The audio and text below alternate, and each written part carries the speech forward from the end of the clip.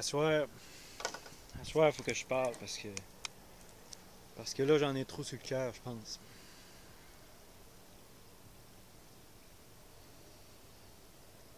Non, mais existe-tu encore des personnes qui sont vraies, authentiques, qui ont un cœur, puis qui pensent, puis qui agissent avec leur cœur?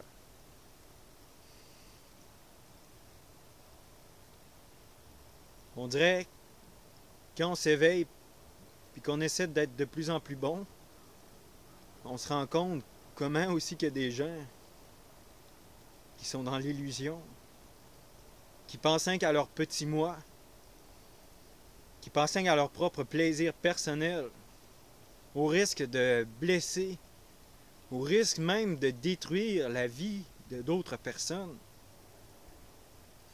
Non, mais y a-t-il encore des gens qui ont un cœur?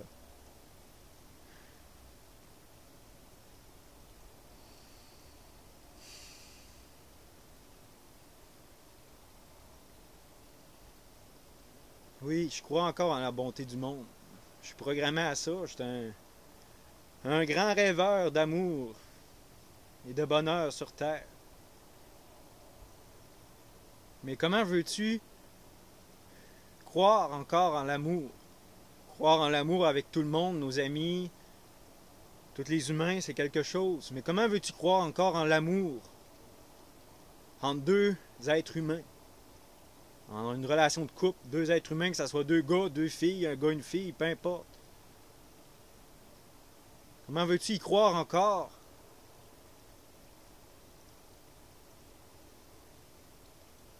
Quand la majorité du temps, ça reste superficiel. Ça reste basé sur une attirance physique.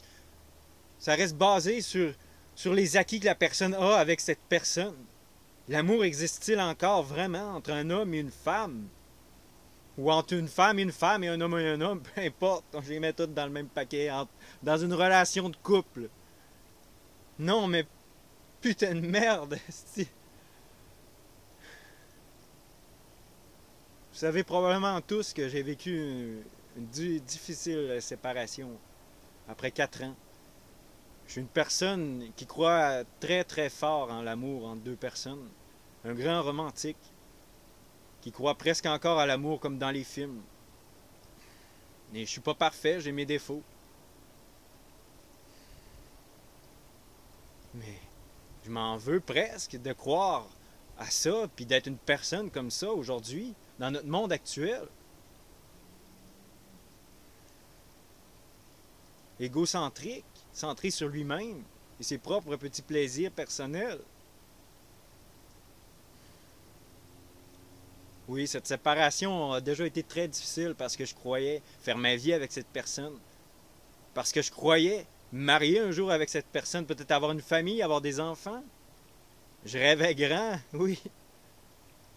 Et puis une séparation, comme ça subitement, sans m'en attendre, sans explication. Bon, j'ai cuvé mon vin, ça fait 4 mois, je l'ai accepté. Mais quand t'apprends en plus que cette personne te mentit et trompé pendant tout ce temps-là, putain de merde! Qu'est-ce qui reste? Qu'est-ce qui reste de beau? Oui, je suis un grand positif. Oui, j'aime croire en la vie, en la bonté du monde. Mais là, ce soir, je suis atterré, totalement atterré, découragé.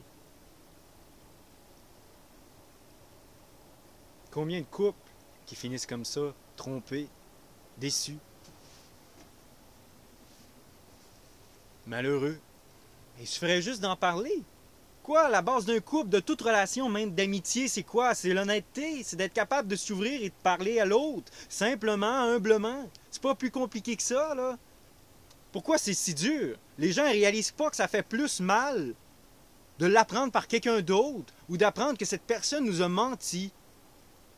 Ça fait bien moins mal que la personne nous dise qu'elle nous est trompée en face ou que la personne a fait ci ou ça ou peu importe, que ça c'est une relation d'amitié ou de couple, que de l'apprendre par quelqu'un d'autre. C'est simple, non? C'est quand on pense avec notre cœur, on pense à l'autre personne, on veut pas qu'elle souffre. Puis d'autres pensent peut-être tout croche. Je vais lui éviter la douleur, alors je lui dirai pas, je vais le cacher. Mais on finit tout le temps par apprendre la vérité. On finit tout le temps par apprendre la vérité. Ça donne quoi de cacher la vérité?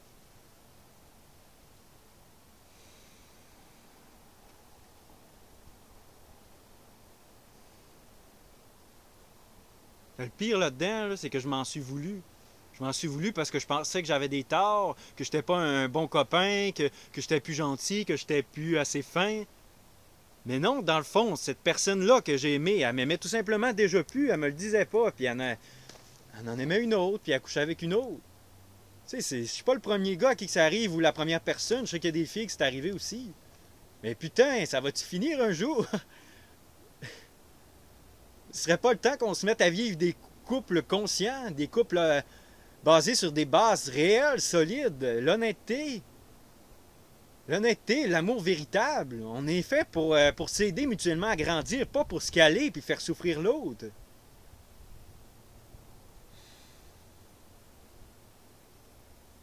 Comment veux-tu arriver à aimer encore après ça? Je sais qu'il y en a beaucoup qui sont sur mon Facebook qui partagent avec moi qui ont vécu de grandes souffrances comme ça. Maintenant, je suis plus en mesure de vous comprendre parce que j'avais pas souffert jusqu'à ce point, jusqu'à aujourd'hui. Mais je sais que la souffrance est aussi symbole de délivrance. Donc j'accueille cette souffrance, je l'accepte, je vais la vivre pleinement, humblement. Puis je sais qu'elle va me transporter vers quelque chose de plus grand encore en dedans de moi. Je sais que je vais grandir là-dedans, j'en ai vu d'autres, croyez-moi. La seule chose, par exemple, que je me demande, c'est je vais-tu réussir à aimer une femme encore dans ma vie quand la personne en qui tu croyais le plus t'a menti et trompé? Pour le moment, je ne peux pas répondre à cette question. Mais je vais continuer quand même à partager avec vous, je vais continuer d'être qui je suis, je vais continuer à me battre, je vais continuer à être un guerrier. Un guerrier dans cette vie parce que oui, quelqu'un un jour me dit que la vie est un combat. J'y croyais pas trop, mais oui, la vie c'est un combat. Des fois, faut se lever, puis il faut aller au combat, il faut se battre pour continuer à vivre, puis continuer à sourire, puis continuer à être heureux. Parce que ce monde-ci, notre société actuelle, est vraiment basée sur des illusions. Voyons donc, voir si l'argent va nous aider à être heureux, puis pleinement épanoui, la possession matérielle, une grosse maison, un gros pick-up, ben oui. Combien de personnes sont sur les antidépresseurs? Combien de personnes sont plus capables de vivre leur vie parce qu'ils sont absorbés dans toutes ces factures, dans tous ces comptes à payer? Combien de couples restent ensemble pour des illusions d'argent, justement, ou de ce que les autres vont dire? La plupart de notre société est basée sur des illusions, sur des accroires. Mais putain, c'est le temps que le monde se réveille. C'est le temps que nous, on soit le changement. C'est ça que je vais m'efforcer à être. Oui, vous avez beau tout parler contre moi, que je suis un grand rêveur, que je suis un grand ci ou ça, ou que je suis un assisté social, ou que je travaille pas. C'est facile de parler des autres. Pendant ce temps-là, on ne se regarde pas le propre nombril.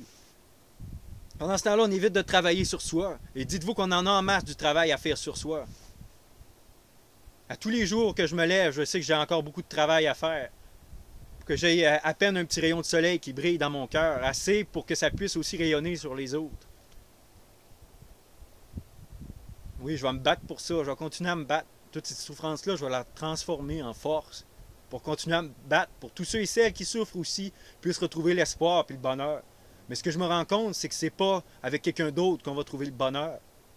C'est juste avec nous, en étant en paix avec nous-mêmes, en harmonie avec nous-mêmes, en étant vrai, authentique, en ne mentant plus aux autres, ni à nous autres mêmes. C'est aussi simple que ça. Je pense que j'en ai assez dit à soir. J'en avais gros sur le cœur, puis voilà. J'espère que ça va aider peut-être quelques-uns dans leur vie, dans les moments difficiles qu'ils vivent. C'est le but du partage, même si c'était aussi de me vider le cœur.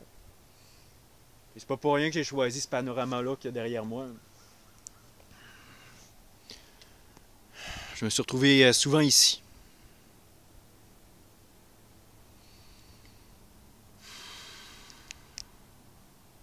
Quand je me sentais pas bien, quand j'étais triste, ou juste même pour méditer.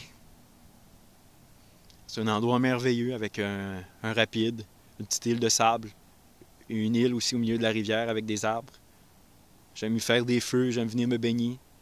Ouais, c'est pour ça que j'ai choisi cet endroit-là. Parce que dans la nature est comme une grande mer remplie d'amour. Puis à toutes les fois, autant dans mon adolescence, quand j'ai vécu des périodes difficiles, parce que j'ai vécu beaucoup de délinquance, la drogue, je me sentais perdu. Mais quand j'allais dans la forêt, je n'étais pas capable de prendre la drogue, parce que pour moi, c'était sacré. J'allais dans la forêt me retrouver, j'allais me ressourcer, Je faisais un feu, je m'assisais tout seul, puis j'écoutais le silence, j'écoutais le crépitement du feu. La nature a tout le temps pris soin de moi, m'a tout le temps enveloppé dans ses bras. Il m'a aidé à grandir et à m'ouvrir. La nature a fait de moi qui je suis aujourd'hui. Un être. Un être de cœur, oui. J'ose le dire. J'ai pas peur de montrer qui je suis, de m'ouvrir les tripes sur la table, puis de dire ce que je pense. Parce que je sais que ça peut aider le monde. Puis je vous invite à en faire autant, j'espère que ça va être contagieux. Fait que je vais rester encore quelques temps à respirer ici, inquiétez-vous pas pour moi. Je suis un battant, je vais pleurer encore, je vais avoir de la peine, oui, c'est normal, on en vit tous. Je vais continuer à me battre, puis je vais continuer à partager avec vous tout ce qu'il y a de meilleur en moi et dans le monde. À bientôt.